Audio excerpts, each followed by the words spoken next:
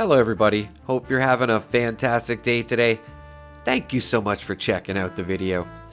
Today we're going to be talking about the Tesla Cannon. It is finally here on 76 on the private test servers and we got a chance to do some testing, so yeah, let's get into it here.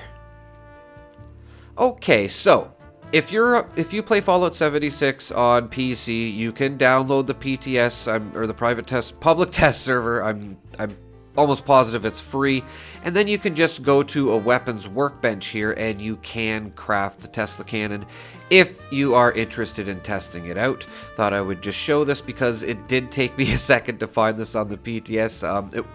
A lot of things are usually put in a locker by Fallout 76, but this wasn't, so it took me a second. And yeah, you can put legendary effects on it, and yeah, we'll get into that all in a second. I just want to say that the Heavy Gunner perk cards do work with this weapon, if you can believe that. Lock and Load works as well, and Grenadier also works as well. I'm just going to show you a quick little clip here showing you the difference in the radius of the explosions. This is the Tesla rifle, if you didn't know as well. Not from Fallout 4 this time. This is in the private test server, public test server. And yeah, you can see the difference when I put on Grenadier here. The explosion size is way bigger. Can't say I noticed a huge difference when fighting enemies, but yeah, it's definitely worth it to throw it on, I would think. And yes, Demolition Expert also affects the damage of this weapon, and the Science perk cards do not do any damage increase to this weapon, if you can believe that. I feel like they would have, but yeah, they don't. So, I'm just going to run through all the attachments here. Very quickly here. I sped up the footage here, so if you want to see anything that I put on here, I'm sure you could just pause the video and check it out. But for the most part, this is all the mods that you're going to see on this weapon, and it seems like you can have a lot of damage and a low fire rate, or a faster fire rate and a lower damage. Now, for the testing that I'm going to be showing first, I kind of went for, max damage as opposed to fire rate. The fire rate got down to 8. I think when I went for the higher fire rate, less damage, it was like up to 22 fire rate. So it more than doubles the fire rate. I'll get into which one I prefer at the end here, but yeah, just to run through all the mods that you can put on this thing, like the Edison series, the Nicholas series. You can put like a sight on it, and I'm sure there's going to be some skins for it. I did do a video on this before, and we did show an Enclave skin for this weapon. But yes, more than a couple of attachments, and of course, just keep in mind this can be subject to change. This is just the PTS, so what comes out might be a little bit different, but this is probably what you can expect to see for mods. Also, just want to throw out there too, this gun will kill you. It's not like as insane as the Cremator, but it definitely takes off a little bit of damage when you shoot too close to yourself. And yes, again, this is the more damage, less fire rate. You can see you can pretty much walk around and one-shot most mobs with this weapon.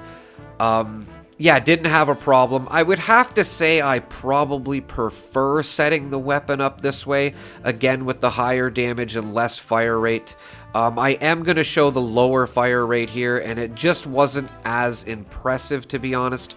But yeah, still a fun gun to use, I would have to say. You can one-shot regular mobs up to level 100 super mutants, but you really have to put like a whole build into this. As I'm going to show here, this wasn't doing as much damage as I would like it to do against some bigger enemies, so there's definitely going to be some better weapons than this Tesla Cannon. And to be honest, I was a little disappointed with the damage that it was doing. So, again, I did opt to try the lower damage, faster fire rate, and I'm like, okay, let's see if we can get some quicker VAT shots going or something. Maybe this just isn't the way to use this weapon. And then I switched, and I was almost even more disappointed with the damage. If you try Concentrated Fire too and just go for headshots, like even if you're at like 60-70%, I feel like you miss more than 50% of the time.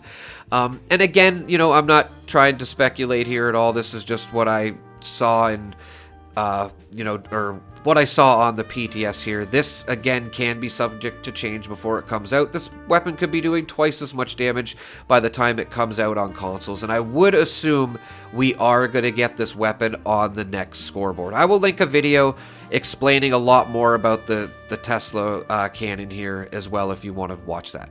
But yes, definitely a little underwhelming. And again, this was the one I was using though, right? Probably an absolutely horrible roll. So if you get like an anti-armor faster fire rate or a bloodied faster fire rate, this weapon may be a lot better. But honestly, I don't see it being that much better if you had a bloodied or an anti-armor. I feel like there is a lot of better weapons so far, but that's just my overall take on it. Watch the footage and take what you want from it. And yeah, everybody, thank you so much for taking the time to check out the video if you're still here, and have a pleasant evening.